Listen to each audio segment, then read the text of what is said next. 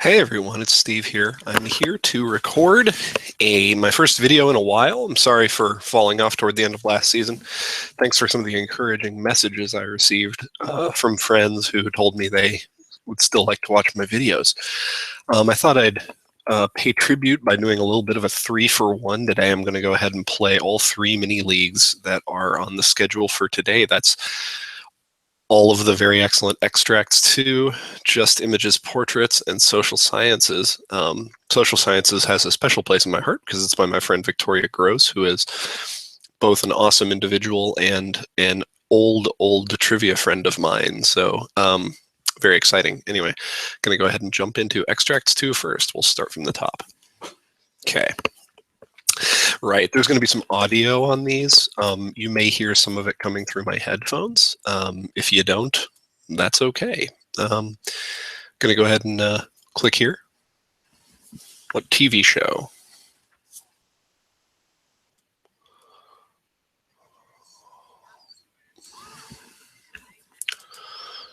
Okay, I'm going to stop. This is definitely Gilmore Girls.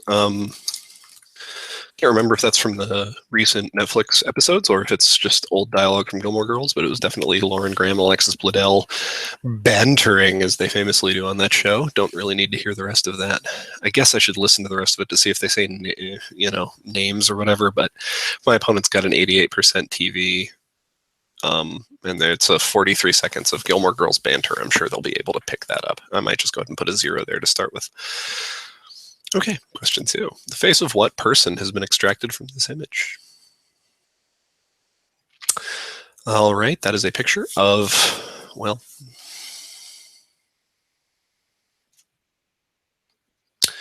yeah, that's Tanya Harding's dress.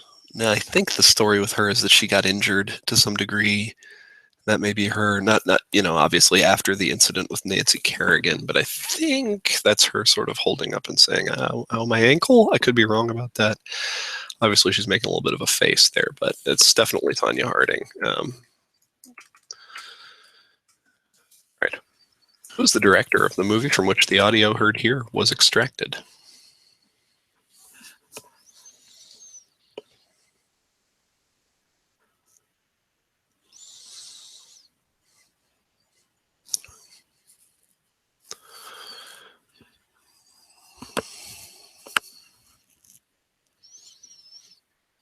All right. They're speaking Japanese. So, look, I think what we're meant to do here is kind of shortcut the business and go, all right, well, they're speaking Japanese. It's probably Kurosawa. Sounded dramatic. Kurosawa-y. It might not be that. I think the situation here is that sometimes question writers will kind of move around what the unknown is. And my guess in this case is that Hicks is thinking, well, first of all, you have to be able to identify that it's Japanese as opposed to Chinese. Second of all, you have to know the name of a Japanese director. I would say most people know the name of exactly one Japanese director, which is Akira Kurosawa. If it isn't Kurosawa, the question is very difficult, which is fine. But without more information and with it being in a foreign language, it's probably very likely to be the easiest one. And you should always default to the easiest one or the common one to ask, unless you have some real insight that would push you in another direction. Okay. Question 4. The following passage was extracted from what document? I'm not going to read all of this, but I'll just go ahead and I'm just going to read it to myself. Okay. All right. Except the 48 counties designated as West Virginia, Louisiana, except St. Bernard, Plaquemine, Jefferson, St. John, St. Charles, St. James, Ascension, Assumption. Okay. These are exceptions to, I guess, the inflammation. The most important information here, well, the parts of Louisiana, a little more difficult. I believe the situation there is that it was already Union occupied, or there was never slavery in New Orleans. I think that may be true. The more important and more obvious 48 counties designated as West Virginia. I believe West Virginia would not have yet been admitted as a state at this time, but there was the split. So they're noting that these places don't have to free their slaves right now because they're not part of the thing that's applied to by that legislation. All right. Question 5. Oh, more audio. I'm sorry, everyone. Who's the subject of the oration?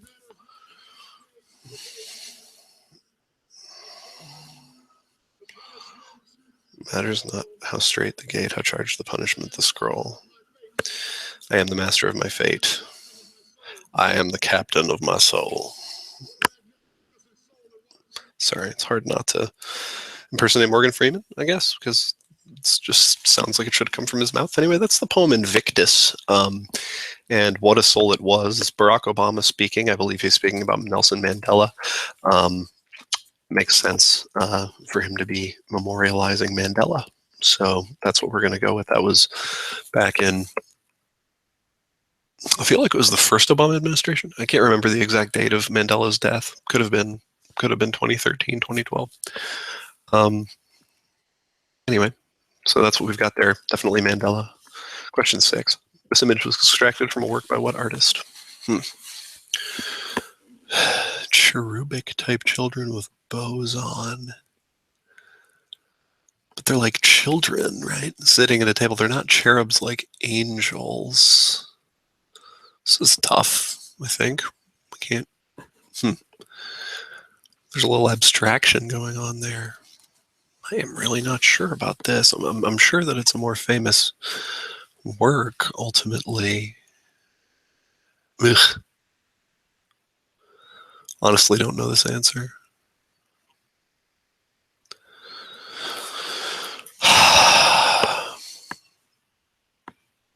This is one of these situations where I know probably more information about art than I know art as art. So what we're looking for is kind of context clues. We've got some arranged tulips there. Now what we do have is some chubby children. So you know what? I'm going to go with Rubens. He's like chosen to show us the double chin there. Rubens obviously known for painting plump humans. I'm going to go with, I guess the tulips would be a signifier, perhaps that it is Dutch. That would be another way to give a clue there. So I'm going to go ahead and go with Rubens for that. Note that my opponent's 47% on art. I'm not actually sure about that answer. Because if it's not Rubens, it may just be another famous part of another painting. So I'm going to do that. I'm going to put a 1 for Mandela. I suppose I have to put a...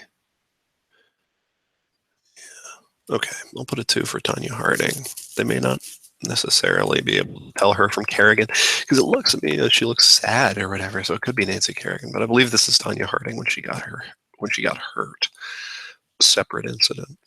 2 for Kurosawa. Not thrilled by it.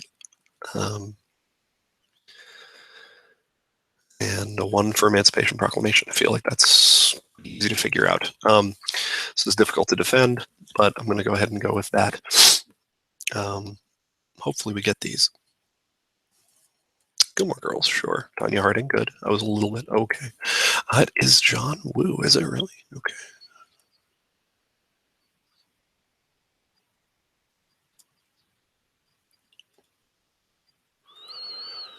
Well, I guess I misidentified my languages. It does make sense for it to be John Woo. There were some guns. I guess Kurosawa tended to set his stuff earlier, but there were definitely guns, like muskets and stuff, at least, in some of the Kurosawa movies. Okay, well, that was a miss. Emancipation Proclamation. Nelson Mandela. Oh, and Hummel. Hummel herself, like the person they make figurines out of. That's difficult, but it's a cool question. I'm glad I put the 3 there. I think that's going to play really difficult.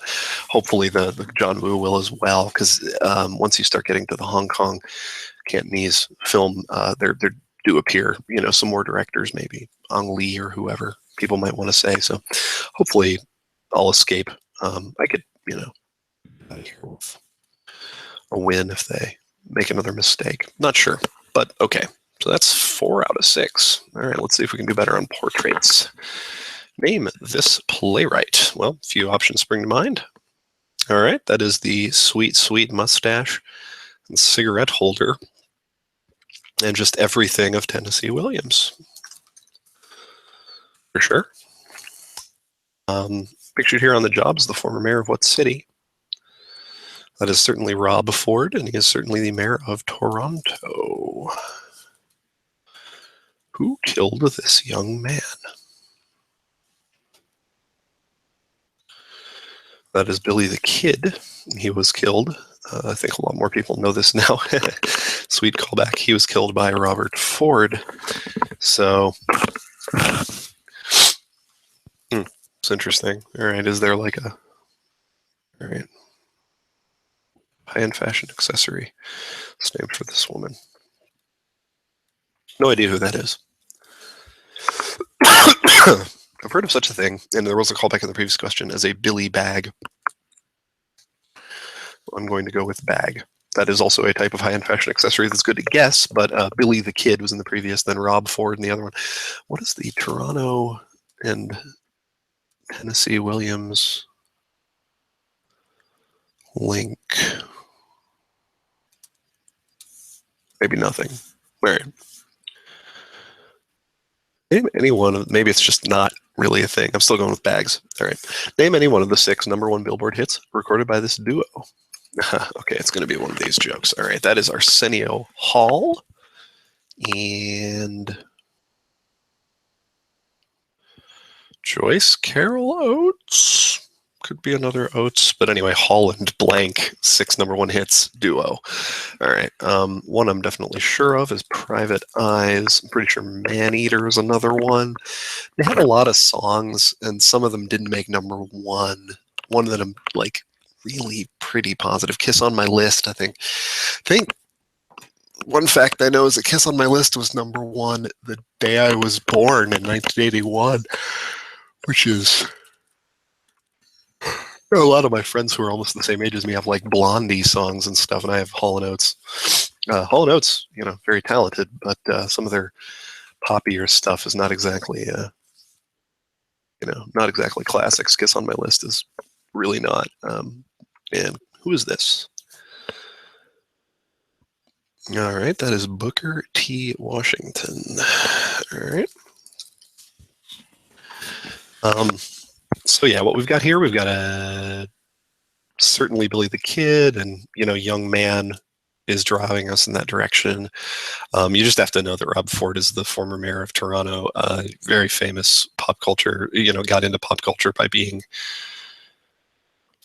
kind of a giant buffoon and using drugs and all manner of things. Tennessee Williams, it's really like guess a playwright, but also just everything about this time period and everything about that look. And he, famously kind of looks like he's got a very famous mustache if you care about such things. Otherwise, this is a matter of going, well, there's a picture of Arsenio Hall. I'm guessing it's Joyce Carol Oates. I think that's right. It looks like a literary figure, looks like a person of the right age, and certainly has the right spelling. So anyway, all right, I'm going to say people are less likely to know fashion accessories. This person is from Toronto, so that feels like a very safe 0. We'll put a 1 on Tennessee Williams, 2 on Robert Ford. I feel like when that movie came out with Casey Affleck in it, that question got a lot easier because it's called The Assassination of Jesse James by the coward Robert Ford. The person who killed Billy the Kid's name was Pat Garrett. And everybody thought I was going to get tripped up, and I saved myself at the last minute, which is why it's always good to say things out loud. That was almost very poor of me. I have made that mistake before, too, I'm sure. Anyway, yeah, Pat Garrett killed Billy the Kid. Lawman. Not a coward. I don't think. Anyway.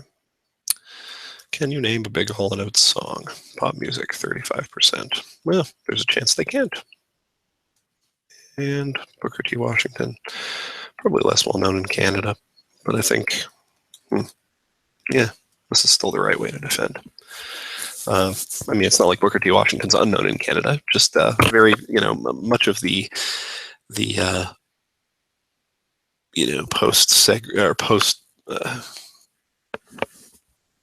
post Civil War, pre-civil rights Black experience. I feel like it's got to be taught in American schools a lot more than it's taught in Canadian schools, but it's not like they ignore it, I'm sure. Anyway, Tennessee Williams, Toronto, yay. Pat Garrett. It was almost like it was there to mess with you because Robert Ford killed Jesse James, and that made me think it was a callback. That's funny. That's clever if they managed to get that out of there. All right. There is such a thing as a Billy bag. There's also a Birkin bag. I've heard of that. So bag was a good guess. Good. I can't go for that. Maneater. Yeah. And it is indeed Washington. Sweet. All right. Well, I'm glad I escaped. That was almost a disaster. So I hope that was entertaining for someone. And last questions are on social science. These will probably break hard. Victoria is really one of these people who's got a lot of knowledge and doesn't hesitate to go for the hard stuff, the legit content, the stuff people who study this stuff would know. And we're seeing that already in this MiniLeague. Question 1. Later editions of Hannah Arendt's The Origins of Totalitarianism included a discussion of what country's 1956 revolution, which Arendt described as the first and yet unique instance of a people's uprising against total domination. All right. It's not considered a revolution in political science terms because they were, it's a war for independence rather than a internal change of the governmental system from one system to another, driven by the grassroots, which is a revolution definition. You can see a little bit my poli-sci, political science college background here. The group she was speaking of there was Hungary. I believe that was heavy on the mind when that book came out. And I believe she... Well, no, not right when the book came out, but later. Yeah, I remember reading that. I've read parts of this book, and I know there was kind of an addition or an addendum about Hungary. So anyway, question 2. I think I may fairly make 2 postulata. First, that food is necessary to the existence of man. Secondly, the passion between the sexes is necessary and will remain nearly in its present state. All right. So a person who wrote about, well, what you would say population growth, because those things aren't changing. This passage comes from 1798 essay that is by far the best known work of what English social scientist? I think that essay would be called Essay on the Principle of Population, but the person who is best known for their discussion of the forces which cause population growth is Thomas Malthus, Thomas Robert Malthus, same guy.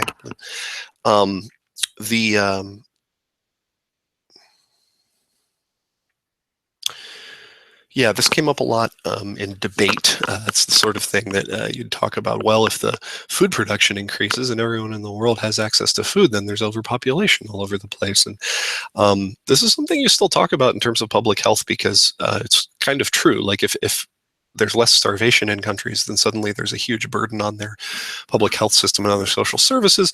And you can combat that with sort of things like contraceptives. Which is a reason beyond AIDS that's controversial. The Catholic Church's position on that is controversial in Africa. But the question is, do we end up in a nightmare scenario where we're just totally overpopulated, or do things tend to stagnate? And for the most part, we have seen people have fewer and fewer children as we get closer to peak population in many countries. Some places they make a law about it, like in China, but not everywhere. In the United States, for example, people have started having fewer kids, partially because it's more expensive to have kids.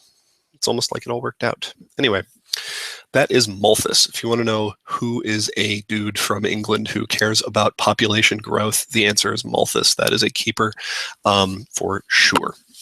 Question. I guess there's a chance that this is actually someone else, but I feel like that's definitely right in his wheelhouse. Question 3.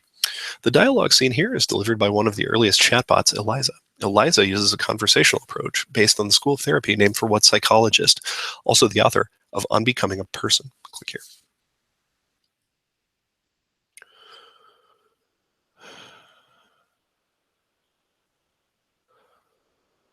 Okay, this is the conversational approach. This is, hold on. So the first main conversational approach, I'm sort of the father of what we consider the modern approach to psychotherapy. Is this Watson? John Watson? That's right? Yeah. I think Watson is the guy you would say is the founder of that. According to Jared Diamond's essay of the same name, the worst mistake in the history of the human race was the adoption of what technology practice, which lowered average lifespans among early groups that adopted it by approximately 7 years. Okay, well, I've certainly read Guns, Germs, and Steel, which I think incorporated maybe sort of, in some senses, some of the ideas in this article. I mean, that was primarily about comparative advantages populations have over one another. But there's a long discussion at the beginning of it about the history of agriculture. And then one of the things that you note is it doesn't initially make you fitter. It makes you fatter and less diversity in your diet, because hunter-gatherers eat a lot of things like berries, and they eat more, typically more food. And agriculture also led to sort of things like enslavement and things like that I think caused lifespans to go down. So I think that is what he considers to be the worst mistake in the history of the human race. Jared Diamond's a bit of an odd duck in grand terms, because in some ways he seems kind of paleo, like he wants to return everything to kind of an earlier state where he feels like people were less busy and happier. But that's probably a parody of his views anyway. He's a complicated guy, a smart guy. Anyway, question 5. Roy Baumeister co-authored the 2011 book Willpower, which discusses the research he is best known for, a series of studies in which subjects had to abstain from desirable foods and then perform difficult mental activities. Name the theory Baumeister created to explain his research results. It is among the psychological theories under reconsideration through the recent replication crisis. Okay, well, this is where people had to not eat marshmallows, right? It's marshmallow theory, I think.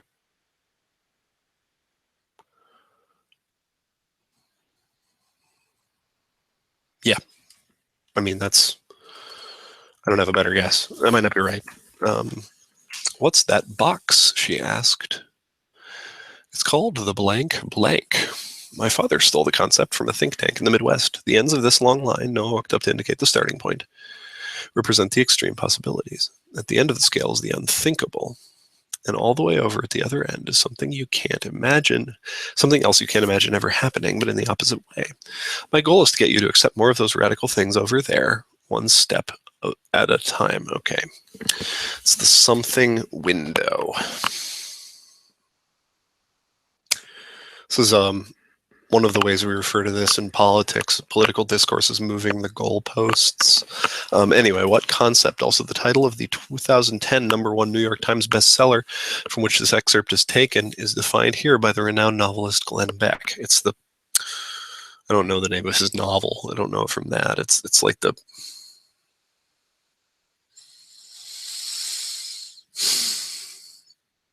Ostend window. That's not it. It's like the Ostend Manifesto. I can't remember this. Ortberg window. Name it after Mallory Ortberg, who I know our friend Victoria is a fan of. I'm gonna put a 3 on that. That seems really hard. Marshmallow theory, if that's right, I'm gonna put a 1. Agriculture, I think, is guessable. I'll put a 1. Watson here, I'll put a 2. This might be, is it Rogers? Carl Rogers? Carl Rogers. Yes. Yes. See, that's twice. Twice today I have saved my own butt. So let's save our butts. Malthus, Hungary. Jeez. None of these are easy, are they? Maybe I'll put a 0 here. Really famous TED talk about marshmallows. So I think Hungary gets a 2. Malthus gets a 1. So we'll go with tough set.